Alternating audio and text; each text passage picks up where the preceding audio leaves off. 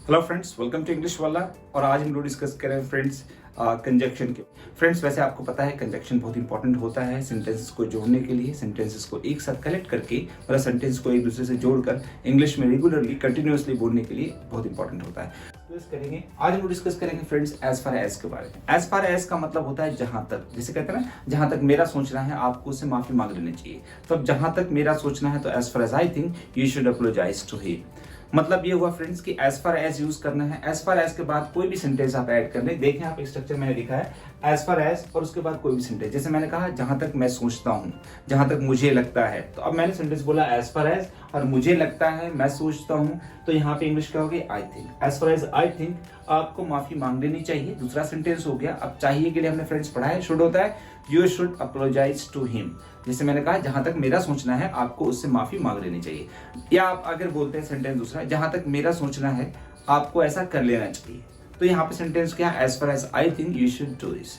या फिर आपने सेंटेंस बोला जहां तक मेरा सोचना है आपको अपने फादर से ऐसे नहीं बोलना चाहिए। तो इस तरह का सेंटेंस करने के लिए फ्रेंड्स हम लोग यहाँ पे एज फार एज करेंगे। जैसे मैंने कहा जहां तक मेरा सोचना है as far as I think you should not speak like this to your father. मतलब ये हुआ कि आप जहां तक मेरा सोचना है आपको अपने फादर से ऐसा नहीं बोलना चाहिए। फ्रेंड देखते हैं यहाँ as far as money is concern, जहां तक पैसों का सवाल है, जहां तक देखते हैं friends as far as money is concern, जहां तक पैसों का सवाल है एवरीवन लव्स इट। तो इसे हर किसी को पैसों से प्यार होता है। जहां तक पैसों का सवाल है हर किसी को पैसों से प्यार होता है। तो यहाँ फ्रेंड्स आप देखें as far as money is concern, जहां तक पैसों की बात है, जहां तक पैसों की बात है हर किसी को पैसों से प्यार होता है। तो यहाँ पे इंग्लिश लिखा मैंने as far as money is concern everyone loves it.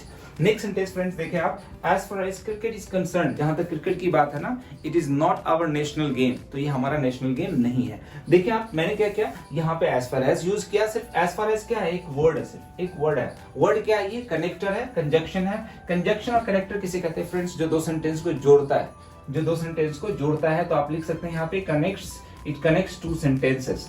उसे ही हम लोग क्या कहते हैं, कंजक्शन कहते हैं। कंजक्शन क्या है, जो दो सेंटेंस को जोड़ता है। अब कोई भी वर्ड ले लें जो दो सेंटेंस को जोड़ रहा है, दैट इज कंजक्शन, वही कंजक्शन है। लेकिन हमें स्पोकन में इसका यूज जानना जरूरी है, क्योंकि फ्रेंड्स आप देखते हैं ना आजकल जो भी मतलब जैसे आप अगर थोड़ा एडवांस लेवल पे इंग्लिश बोलते हैं तो सेंटेंस को जोड़ना, कनेक्ट करना बहुत जरूरी है। आपको वो चीज आनी चाहिए। तो यहाँ देखते हैं जैसे एक सेंटेंस लिया मैंने as far as money is concern, या फिर आप देखें as far as cricket is concern. अब एक एज फार एज एक सेंटेंस है जहां तक क्रिकेट का सवाल है, तो क्या बोलेंगे as far as cricket is concern.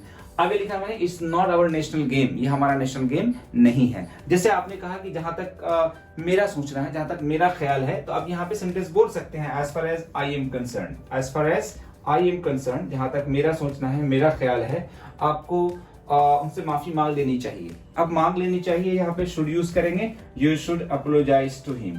Friends माफी मांगना की इंग्लिश क्या है, अपोलोजाइज। तो अपोलोजाइज टू हिम। अपोलोजाइज के बाद फ्रेंड्स हम लोग टू यूज करते हैं। जैसे मैंने कहा कि as far as I am concern you should apologise to him, जहां तक मुझे लगता है आपको उनसे माफी मांग लेनी चाहिए। जैसे किसी टॉपिक पे हम डिस्कशन कर रहे होते हैं तो कहते हैं जहां तक मुझे लगता है गांव की लाइफ बेहतर है शहर की लाइफ से। तो आप इंग्लिश क्या बोलेंगे, जहां तक मुझे लगता है, जहां तक मेरा सवाल है, as far as I am concern. अब आगे सेंटेंस बोला आपने कि गांव की जिंदगी बेहतर है, village life is better than city life. जहां तक मुझे लगता है तो गांव की जिंदगी शहर की जिंदगी से बेहतर है। या फिर आपने कहा जहां तक मुझे लगता है प्रैक्टिकल एजुकेशन होना बहुत जरूरी है। तो आप क्या बोलेंगे, as far as I am concern practical education is very important these days. तो इस तरह का सेंटेंस करने के लिए फ्रेंड्स हम लोगों को जरूरत पड़ती है एज फार एज। तो जहां तक मेरा सोचना है as far as I think, as far as I am concern practice makes a man perfect. जहां तक मुझे लगता है प्रैक्टिस से ही इंसान परफेक्ट होता है। तो आप प्रैक्टिस करते रहें, सेंटेंसेस बनाते रहें और इंग्लिश इसी तरीके से सीखते रहें। मिलते हैं अगली वीडियो में friends. Thanks for watching my video and have a great day.